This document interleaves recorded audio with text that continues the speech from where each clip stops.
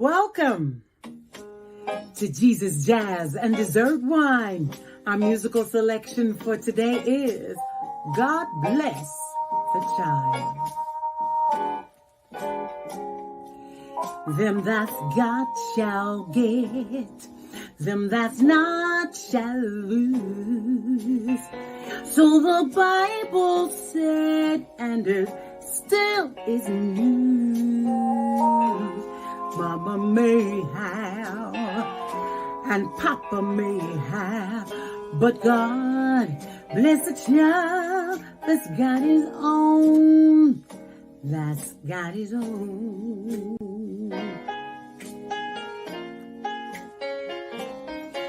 Yes, the strong get more, while the weak ones fade. Empty pockets don't ever make the grade. Now Mama may have, and Papa may have, but God bless the child that's got his own. Who's got his own?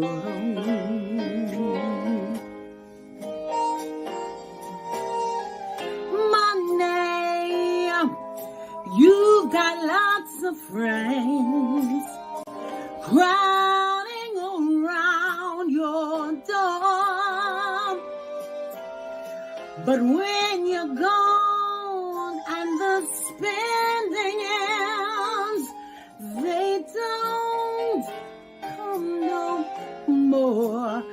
Well, rich relationships, crust of bread and such, you can take your share, but don't take too much. Now Papa may have, and your Mama may have, but God bless the child that's got his own. That's got his own.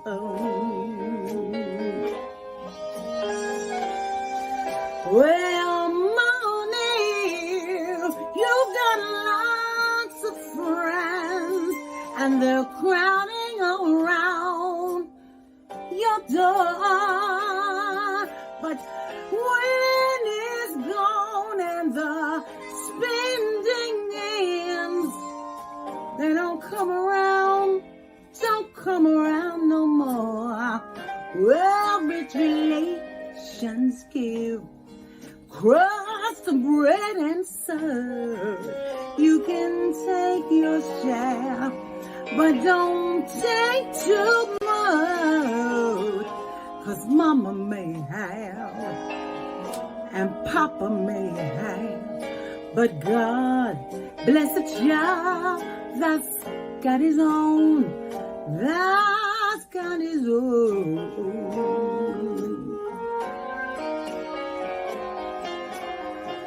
He just don't worry about nothing, 'cause he's got his own.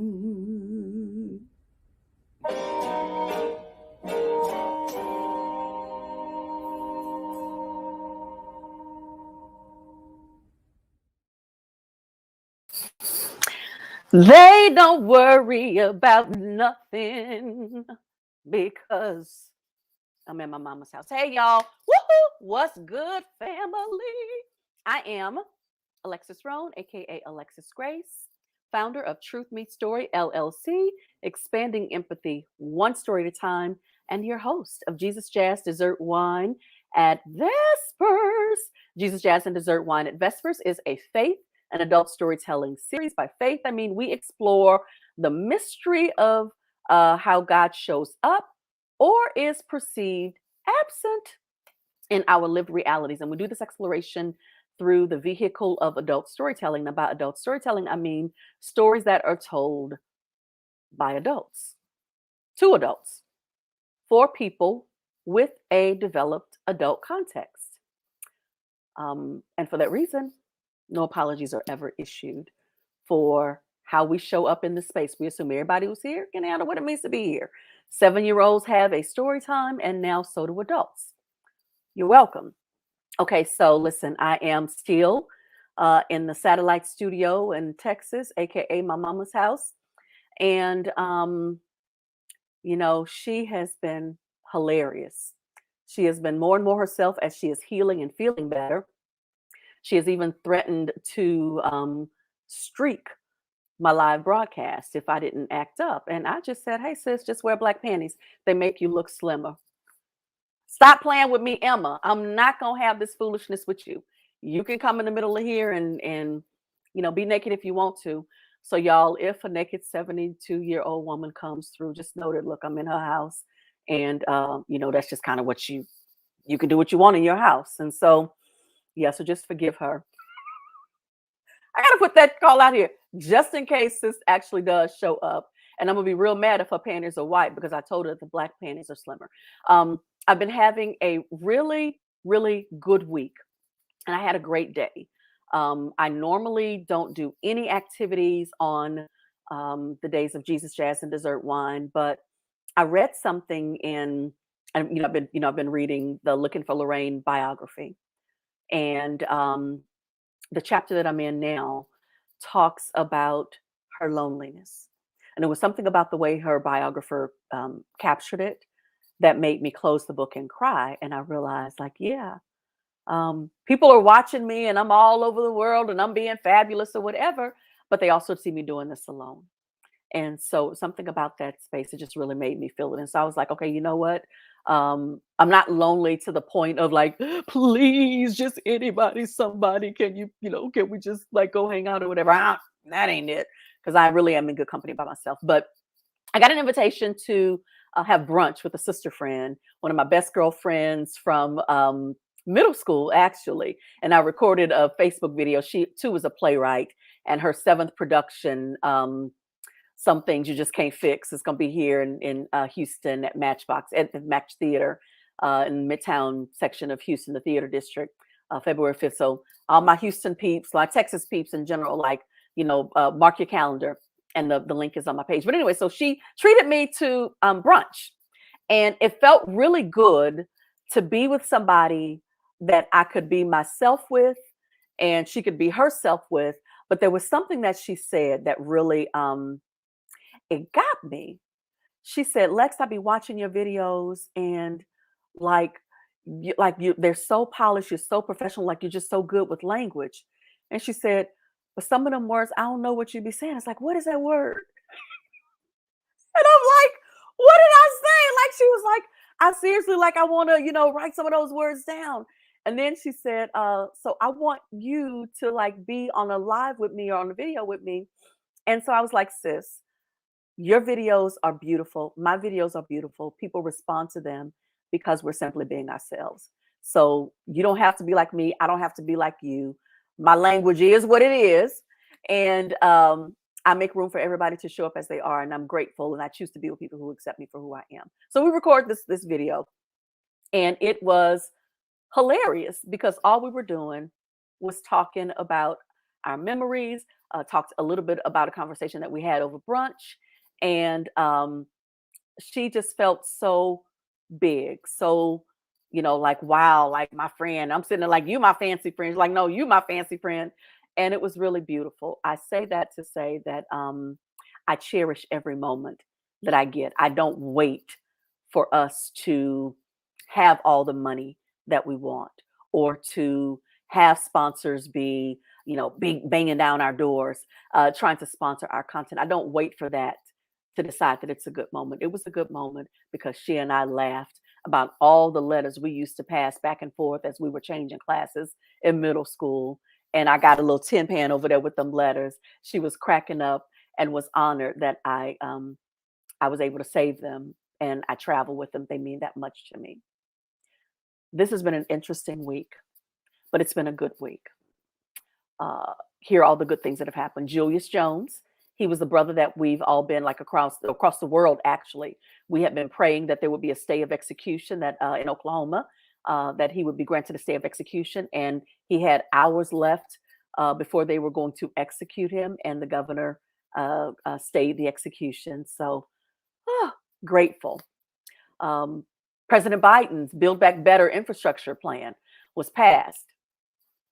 We'll take it. Kevin McCarthy made a fool of himself, 8 hours trying to stall or whatever. And that was a gift too, because of all of the memes and all of the ways that the Twitterverse was just acting up. It was hilarious. Y'all, it was a good week. Went to the Museum of Fine Arts, and they have some amazing exhibits. I went to the Art League of Houston. That's a small, I guess it's a small museum. And my friend Vicky Meek, her exhibit, The Journey to Me, powerful. Love to the ancestors, to her ancestors within her lineage, and the communal ancestors. It was a very powerful exhibit. I just kind of stayed in that space.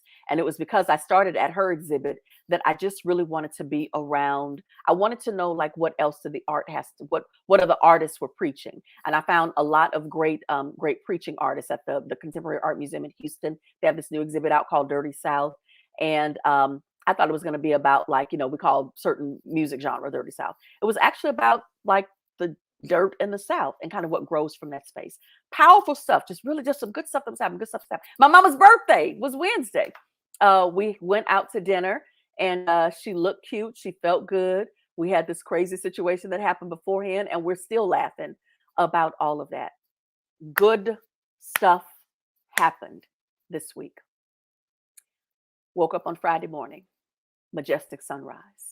I felt good and I felt like my prayers went on and on and on.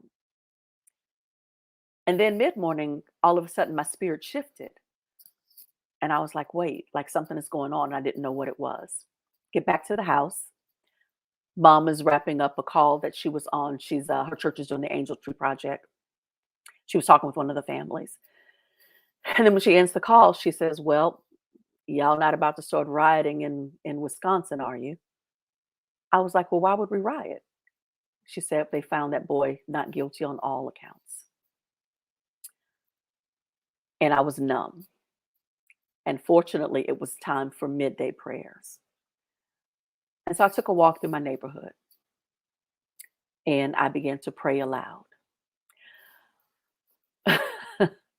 But there was something interesting that happened. Y'all, when I'm doing these stories, I'm recording this content, I'm bringing you all of these folks, I'm very particular about who shows up in this space. And I'm always convinced that everybody who steps into the virtual studios to give a good word, a great story, in a way that adults can hear and handle it, that it's about more than being entertained and being inspired. They got some directions for us. I was in the middle of my midday prayers and I began to think about Ghazi's story last week. Remember when he talked about losing his baby girl, Kayani, and just that whole experience. And as his wife cradled, their dead child for 6 hours, he said their faith was what kept them through. And then he said, because we believe that, and I actually wrote it down here, we believe that God is the best knower. God is the best knower. When he said that in the story, I thought, oh, what faith and what a beautiful concept. But when they let that boy off, when he got not guilty on all accounts, suddenly karma is trending. And all of the folks who are into these nativist faith systems, they're like putting hex on that dude, on the whole system, everything. It was really like, wow, things are about to fall apart, until I remembered that a good word came in this space. God is the best knower. And suddenly I began to think about how every time we think something is going to fall apart, what if the death of that thing is going to mean that there's an opportunity for something else to still, to be stillborn? What if what's being killed off is the thing that needs what if the exposure is happening so that we can kill off the right things? What if something else is dying so that we can have this new experience? What if we needed to be exposed? That judge has run unopposed for umpteen, terms. What if there's more that's happening and it had to happen this way? And God, who is the best knower, knew exactly what to do to shake us up, to get us to this point. God is the best knower, has been the thing that I have been speaking over and over and over again. And even as I've shared it with other folks and other people have watched, because I think I posted it on Facebook. Ghazi's comments, God is the best knower, God is the best knower. That language is so powerful and so profound. I'm so grateful for it. But I can also tell the truth about how I've not always trusted that God is the best knower. And it's interesting how sometimes it takes a long time for you to get that message that, okay, oh, this should have happened differently. And for me, it occurred when I was about to release my fourth book in the Trek Baden series, Cover the Coup, 2010. Um, I was excited about the release. Unlike the other books, which took about a year to write and then another year and another year to edit or whatever. It's like every other year I was releasing, a part of the series. But when it came time to write the fourth and final story in Trek's series, Cover the Coup, it didn't flow well. It was sad. I pride myself on having my reluctant reading teens and preteens like really engage with the content. I'm like, shit, I'm not even engaged with this. Like, what they gonna do with it? Like, I was really, I was concerned. I could not get it right. And at first, I kept trying to like keep with the schedule. Like every other year, I release a book. Every other year, I release a book. Well, Cover the Coup didn't come until 5 years after the third book was released. But it was because I couldn't get it right. And the reason why I couldn't get it right was because I wasn't right. Um, Cover the Coup is the story of my main character, Trek Baden. Um, First, in her family to attend college. Everybody is giving her advice on what to do to be successful. Her mama says, look, get your education. You can write your own ticket. Her crazy auntie says, look, marry well and you can write your own ticket there too. But it's her grandmother who, when she is at Trek's high school graduation party, attended by all of these single mothers and their children running around, Grandma leans over to her, pats her on the knee, and says, cover the coup, meaning no sex before marriage. Trek doesn't listen, goes to college, brothers everywhere. She meets one, she's hooking up with them, comes home, her high school sweetheart, he's here, hooks up with him. She ends up pregnant, has no idea which one is the baby's father. Very Jerry Springer meets Maury Povich. It is the anatomy of an abortion. Or will she keep the baby and live with the shame of not knowing, which one of these dudes is a child's father? Um, every time I would write a project, before I would release it, I would talk with the audience about how, like my inspiration for the text.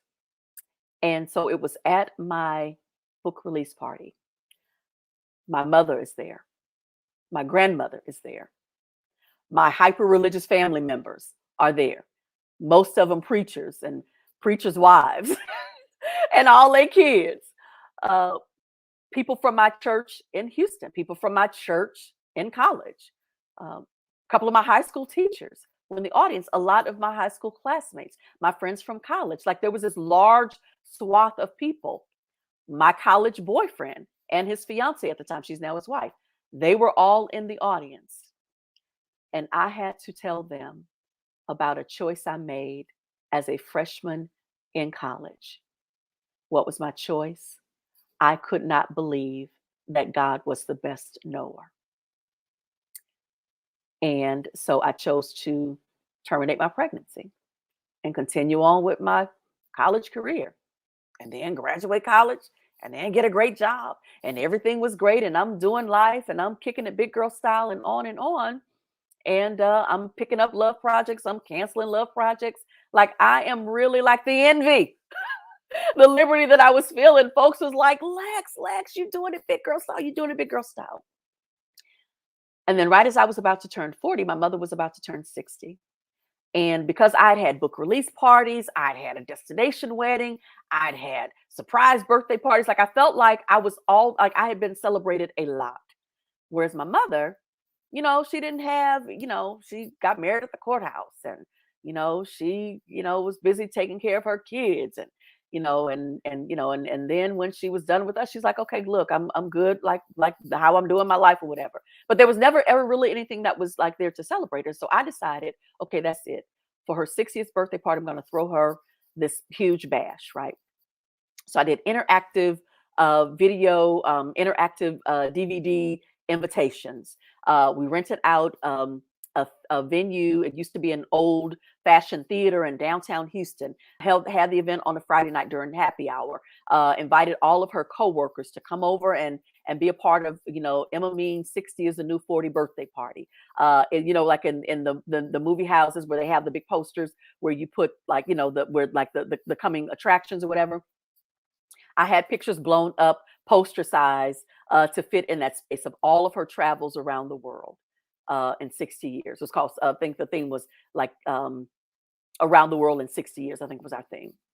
And then she did a spotlight dance. And so she was like she was taking dance lessons and like for this big choreographed moment. Like I was really going all out for her. She was excited. Everybody who got the invitation, they were excited. Like just the whole experience. There was a photo shoot for her invitation picture. She had to go shopping for new dresses. Like it was this huge affair. She was having a good time. Everybody was having a good time. But I pulled into a Starbucks like a month before the party. Pulled into the parking lot of a Starbucks in Indianapolis, Indiana. And suddenly it occurred to me that I'm 40. I'm about to turn 40. My mother's about to turn 60. And it suddenly hit me. Who's going to throw my 60 is the new 40 birthday party? And I was very sad. And I cried because it was at that moment, years later, that I lamented that I did not believe that God was the best knower. So I called a sister friend who has adult children, told her what I was feeling. And she wasn't condemning her or anything, but she also didn't do the like, oh, God forgives you or whatever. She just said, yeah, that's a pretty fucked up thing you did. This is the time to deal. I was like, oh, okay. And so I dealt with it. And, then we had the party and everything was great. I say all of that to say it takes a lot for people to show up in spaces and tell the truth about who they are and where they've been. But I also believe that that is where the liberty comes in for everybody. The prophet and poet Audre Lorde says, listen, what I don't hide about myself, my enemy cannot feather their arrow and use it against me. Can't do it. I know who I am. I know where I've been. And I'm not ashamed. It is what it is. Especially as I learn and begin to live into the newer revelation. God is the best knower. And so that's why I cast my lots with that hope, with that belief, and I promote that with others. God is the best knower. The story that you're about to hear today is very beautiful.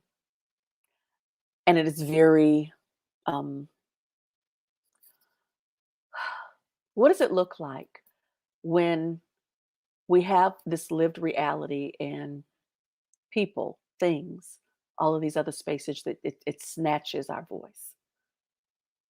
I need you to have open ears and open hearts as our featured storyteller, Rochelle Walker, comes to the mic and dresses her truth in story.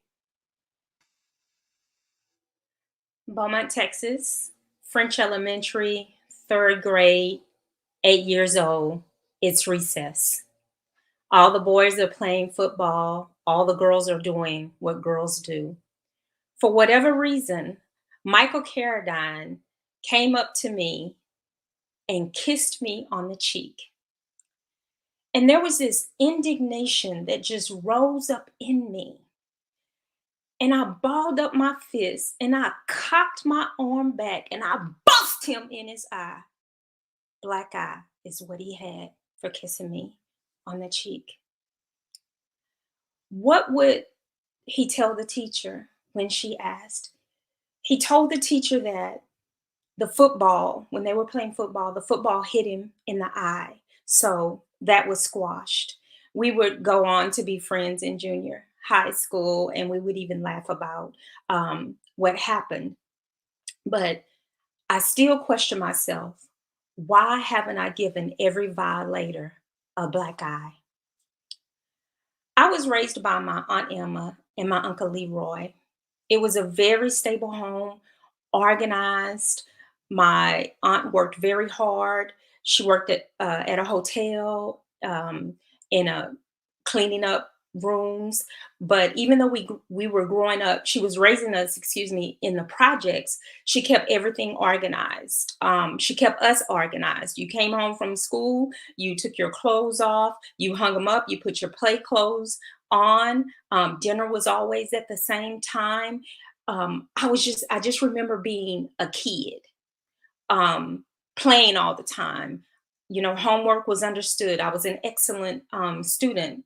I had no adult worries whatsoever. She separated her private life with her husband, with bills and things of that nature. She kept that between them, and she just allowed us to be kids. But soon my mother would come knocking and want to bring me home to begin to live with her. So my aunt and uncle went from keeping me to babysitting me because my mom was ready for me to live with her. So life as a carefree kid was about to change for me. Let me tell you about my mom. My mom was beautiful. She was the baby girl of 8 kids. She was 3 when her mom died, and she completed the 10th grade. My mama was having fun hanging out with her girls. She was having fun dating. She was loud. She would have moments of rage. Um, she worked at a lumber mill. My mom worked very hard. Um,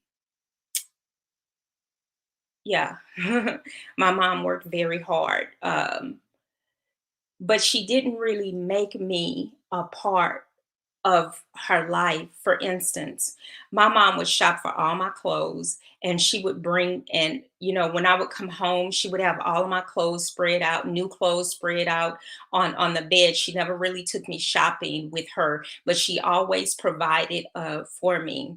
Um, my mom had a beautiful shape. Um, I really appreciate my mom. My mom was tough. I remember once my mom was mugged. She fought back and kept her purse. Um, my mom always provided for me, but we just never really, made that connection. She kept me fly, but she didn't keep me. Does anyone remember the Spiegel magazine or catalog? I would go through there and I would write my name on stuff just to be writing name on clothes that I liked or whatever. And to my surprise, my mom would order all these things. So I was well dressed, I was well taken care of, I was well provided for. But again, my mom kept me fly, but she didn't keep me. And in the process of my mom bringing me to her home, it was a very disruptive home. It was very different from what I knew from, being with my aunt and uncle. I was no longer a child. I was faced with adult situations. And this included me, staying with my dad on the weekends. My dad was tall, dark, and handsome. He was a ladies' man, but he was also a disruption to my life.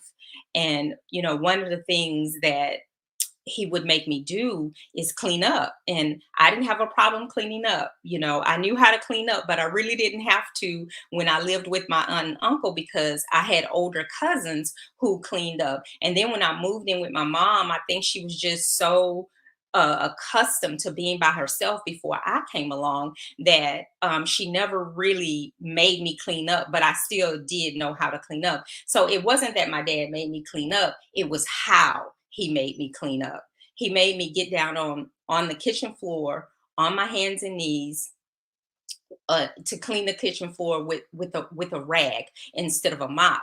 And so I would tell my mom about it, and my mom called a brother and cussed him out. And by the next time I was at his house, we had a mop. So it was like each time something went wrong, I would use my mother's voice and she would handle my dad and take care of everything. Now, I remember on the way to sixth grade, my first day of sixth grade, my dad said, "Well, I guess you know everything about sex." And that just hit me so hard because I didn't know anything about sex. I think the closest that I got to sex was in the third grade when Micah Carradine kissed me on the cheek. That was my only reference to sex. And I don't know what would lead him to say a thing. I recall when I was a cheerleader in junior high school, and I left my cheerleading shoes at my dad's house. And so I called my dad and I asked him, I had a game that day. I asked him, would he bring my cheerleading shoes? And he told me no. Well, I used my mom's voice again. She called him, cussed him out.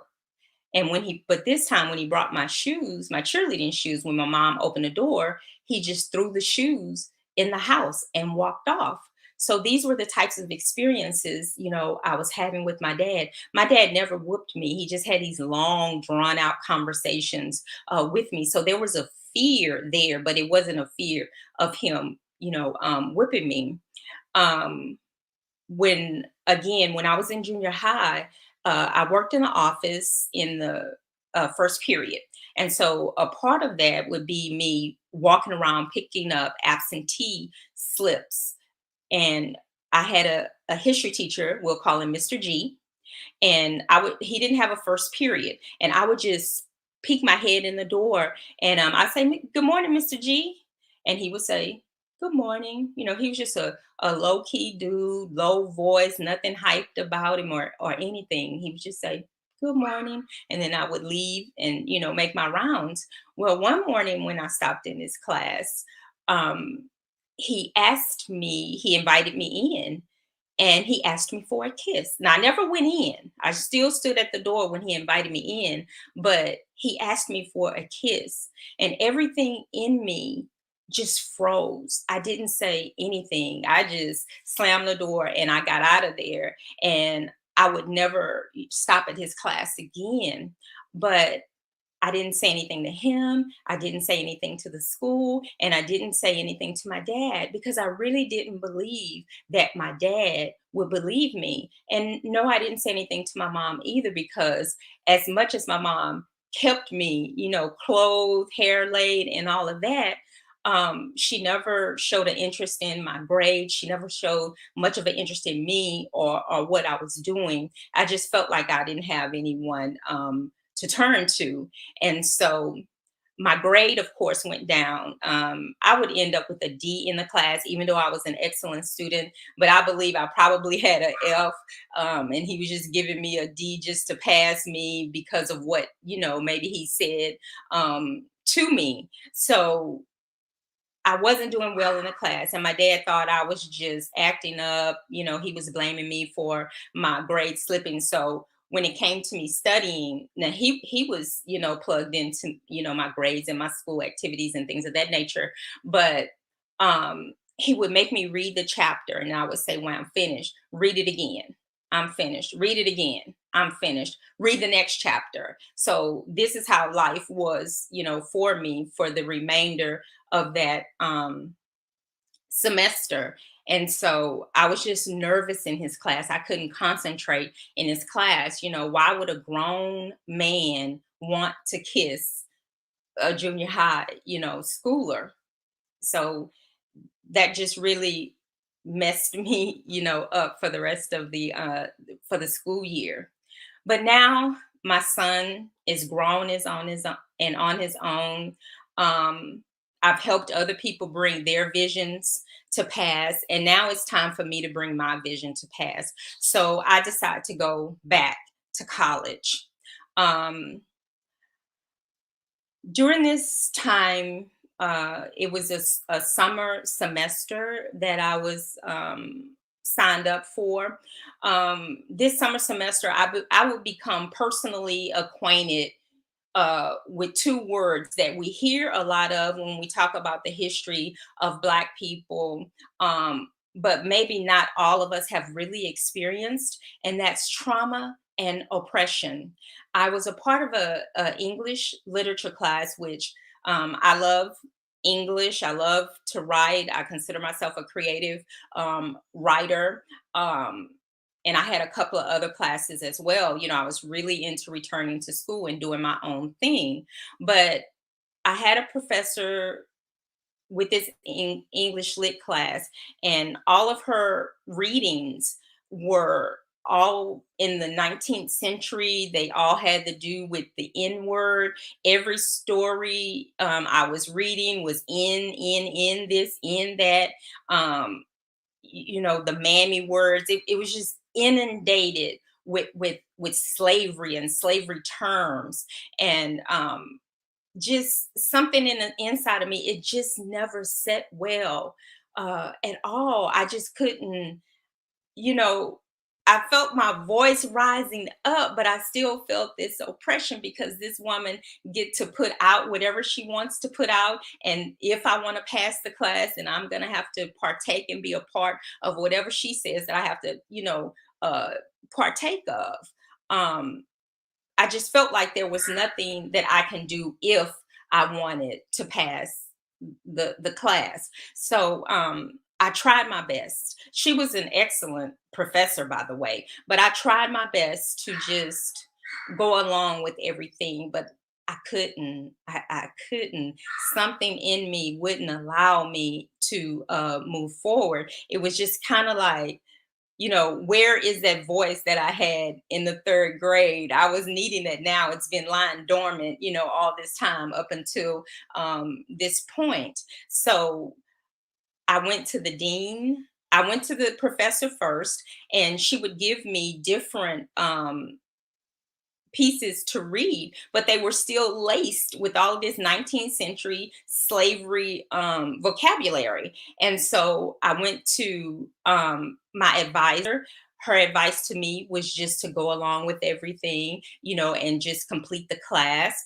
And then I went to the department head, and for them, they didn't know what to do. They knew that she was wrong because she didn't publish her syllabus to give myself and other students an opportunity to say, no, we don't want to take this class that's based on, 19th century slavery. Because remember, this was the first week of June that class started, and George Floyd was murdered, I think May 25th, and this is the first week of June. So you had every opportunity to change your syllabus. You didn't even publish it, so we didn't even know what was going on with your syllabus, but you still had an opportunity to change the information that we were going to read. Instead, I felt personally that your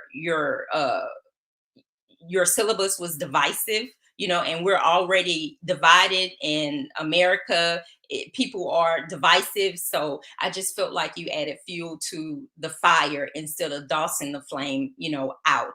So I would end up leaving the class and leaving my other two classes. And I just felt traumatized. I felt oppressed that this woman, was in control of my destiny with completing college. So, it's still, as a matter of fact, it's still ongoing. I'm having to deal with a GPA average that's low, and I haven't even looked at it because I feel like right now to look at my GPA would just be more traumatizing because I'm dealing with owing financial aid back. I'm dealing with a negative on my credit report, all because of something that this woman decided was best for me, and it wasn't best for me. So I feel my voice elevating, but it's just not quite there yet, not quite where I want it to be, but it's going to get where it's going, because I have to decide what I want to do with this professor. Do I just want to run behind and point the finger and say that you're wrong, or do I want to use this as a platform for myself and for other students as well? So, I still ask myself the question, when did I stop speaking up? I stopped speaking up when I was left to fend for myself. Wow. Wow, Shell. I wanted everyone to know that the Shell was very moved by Anna a few weeks ago when Anna was the featured storyteller. And Anna was like, okay, I need you on screen with me so we can talk about what it's like when your story isn't ready. The story that you're like, wait, the one I wanted to tell. Well, for Shell, the story that we had originally planned to tell, and if you read the description, it was like a story that she had shared about, she shared it at a rap party for my cast for Premature Pleasures to Play. Mhm, And her signature line was, "Your present decisions have a future." mhm. And then she goes into that particular story, and then as we were teeing that one up, um, one of the people that was involved with the story said, "Okay, I'm uncomfortable with that Yeah. story being told." And I love that everyone has the opportunity to tell their truth and also to live responsibly. Yeah. That was a beautiful opportunity, and thank you for honoring that. And thank you for telling us about this particular experience, about when you stopped speaking up. Anna says, "I see you, Rochelle. Thank you for your truth." Yeah, I love that, and I think that one of the things that I find fascinating is that you had such strong character as a third grader.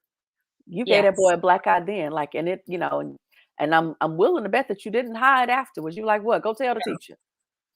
Yeah. I Yeah, was worried about it.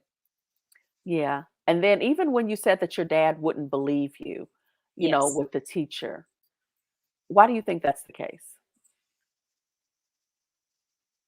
I really don't know, but I feared him, and I just didn't believe that he would I didn't believe that he would believe me at all, because I had instances where, if someone said something to him about me, he was quick to believe it. He didn't investigate, he just made a move, that Hmm. Rochelle is wrong. So I had a lot of instances where I was wrong. And so when it came time to speak up, I just felt like I'm What's the probably point? wrong again. He may think I have done something, to incite this man wanting a kiss from me. So I just honestly really didn't feel he would believe me. Yeah. And the other thing that I thought was interesting, another interesting detail when you talked about your mother being this beautiful woman, shapely and all of Mhm. that, but that she worked at the lumber mill. Yes. Like the lumber mill is like that's heavy, gritty, grindy work. Yeah, and she would come home just full of sawdust. But she had her much like you have the scarf on your head. She would go to work with her loop earrings and a scarf over her head tied tight, so none of that sawdust would get in her hair. She would have her little jeans on. I mean, everywhere she went, she looked good. She smelled good, but I still believe she was just on a hunt for something that was missing in her life. And in my maturity now, I really don't believe she neglected me on purpose, because she did leave me in the hands of my aunt and uncle. She left me in the hands of people who would raise me and groom me and provide, for me. It's like, you stay right here. I'm after something. I don't know what I'm after, but I'm after something. I didn't see Yeah. that as a child. I was very angry Yeah. um, with her because I wanted my mom. Yeah. Yeah. Everybody always wants that thing we see on TV. Yes. I learned a long time ago that TV was lying to us because I think one time I tried white girl melodrama. I used to love when them white people and white kids, you hate me, I'm gonna go. And then they go run in the Yeah. room and slam that door shut. Mom, Emma I didn't would even let try us have locks on the door. So I learned early. Terry said, beautiful story. You were brave before you realized it. Absolutely. Wow. Thank you, Terry. Absolutely. And Dr. Neil Lester, he says, and male-centric spaces. Exactly. That is so interesting. I didn't even catch that. The father and the like it's a male teacher. Yes. So it's like, and then the authority figure.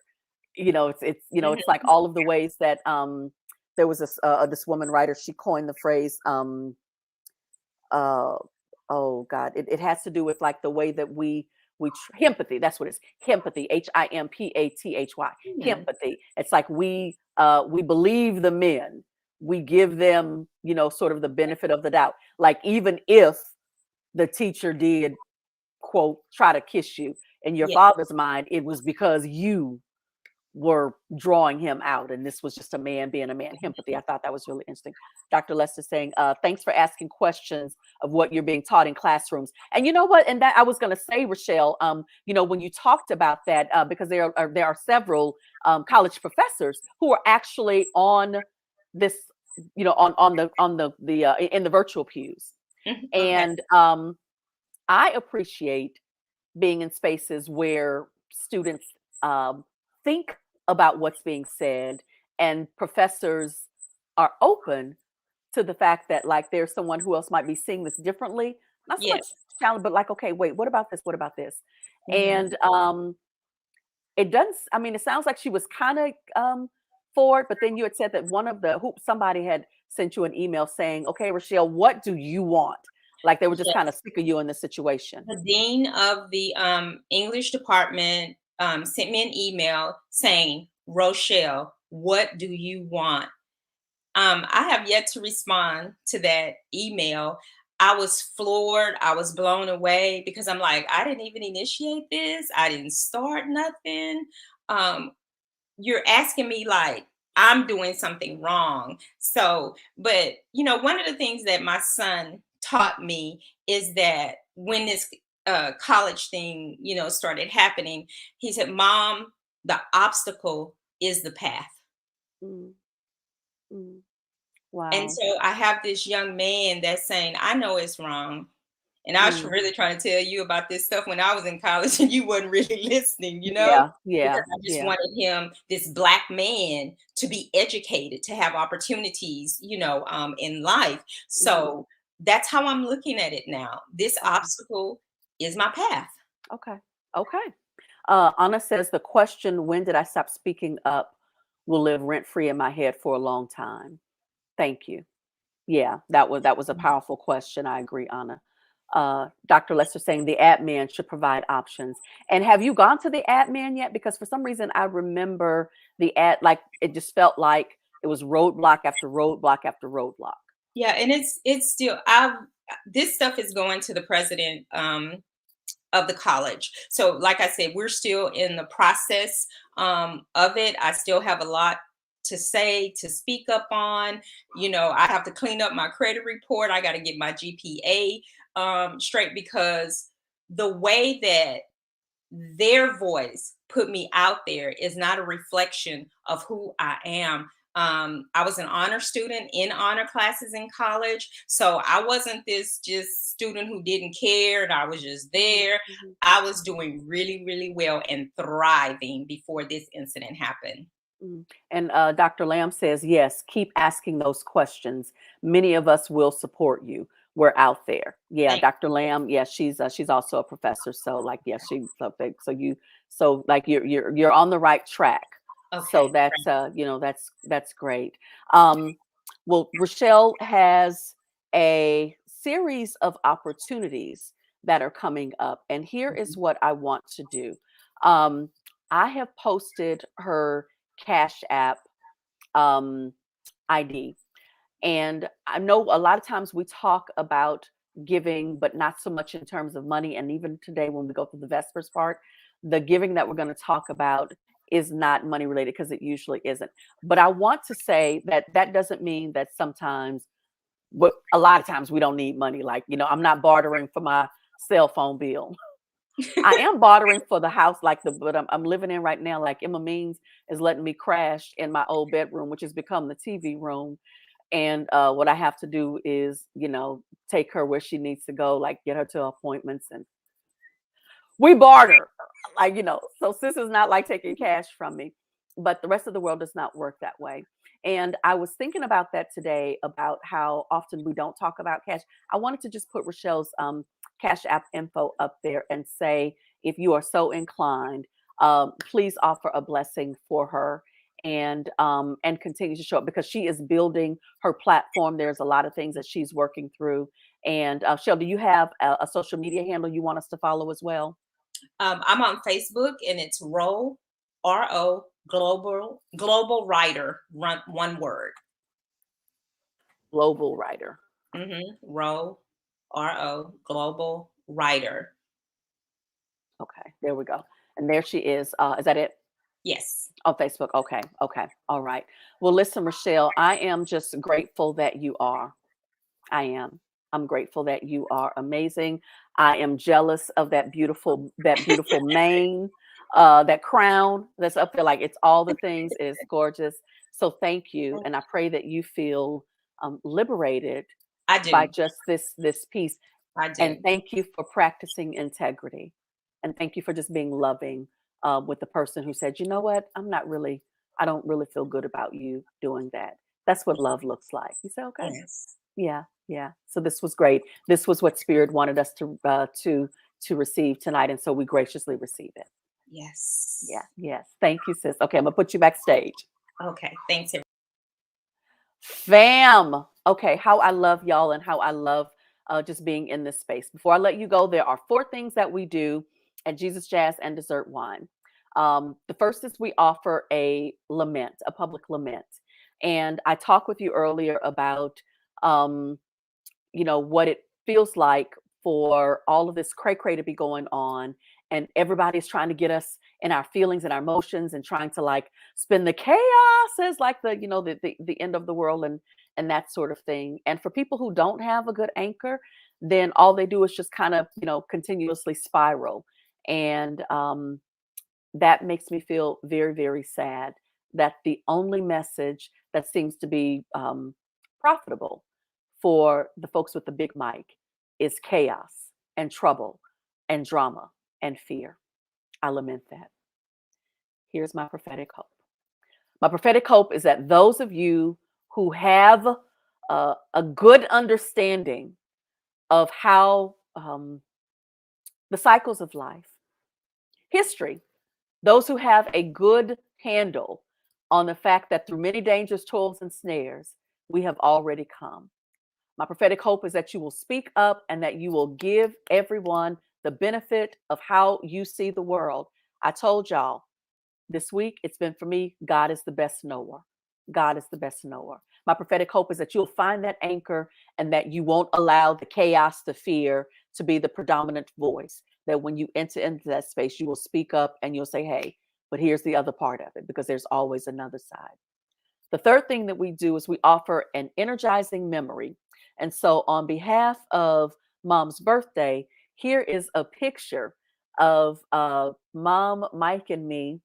I am wearing my favorite, those are Anne Klein earrings. And that's one of my favorite jumpsuits, and the silk scarf. So I think I'm a junior in college. Oh, because Mike is wearing the Texas Longhorns t-shirt. So we're at my grandma's house, and Mama is in that bedazzled denim jacket, which she loved. And I loved as well. I think I had a couple of them, but I think she had more bedazzled jackets. So anyway, I love you, Mommy. I'm grateful that I was here for this particular birthday, and many, many more. The last thing we do, we offer at Jesus Jazz and Dessert Wine. We talk about giving. And in one of my guilt, shame, and storytelling workshops, I was talking with a group of clergy, And we got to this one part where we're talking about the golden rule. And then someone introduced me to what's called the platinum rule. The golden rule says, do unto others as you would have them do unto you. But the platinum rule says, do unto others as they want done unto them.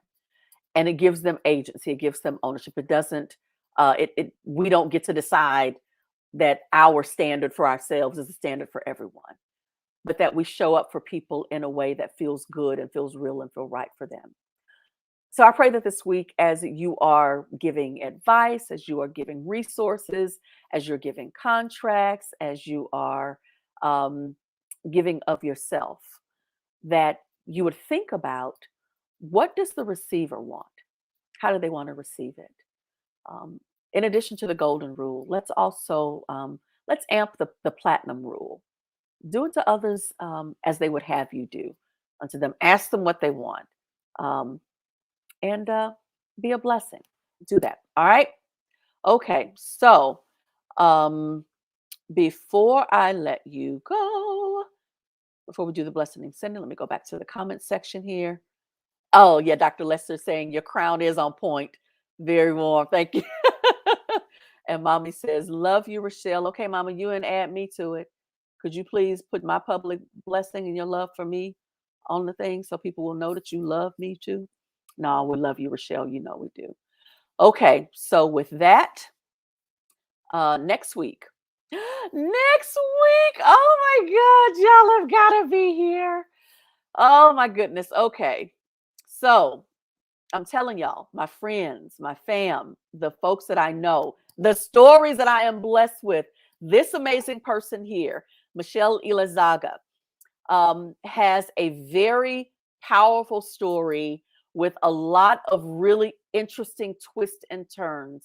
I tell you, we don't realize how much we don't control until we are right in the middle of some stuff.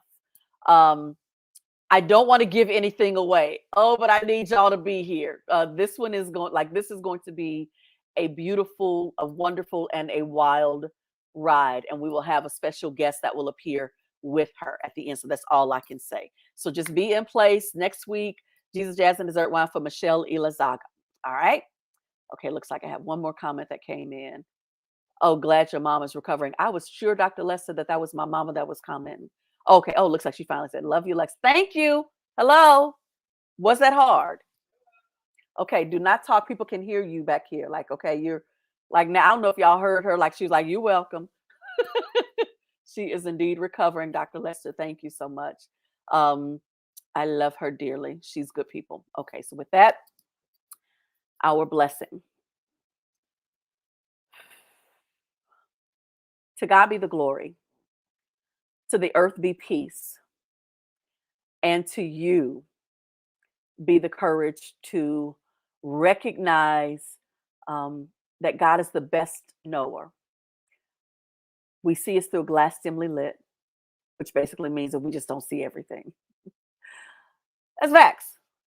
But I pray that when you think about the mystery of the divine presence, the divine sovereign, that when you canvas history and you say, wait a minute, now we had this and then we had that and now we have this or whatever.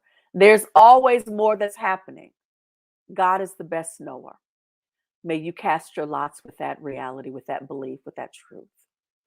And may you walk, live, embody love, joy, peace, serenity. May your life be the canvas that is a witness that all is well in all manner of things. Ashe, Selah, so be it. All right, fam. I will see y'all next week. Blessings.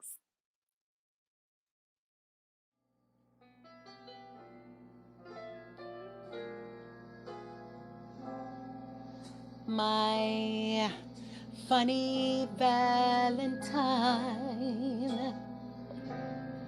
sweet comet Valentine,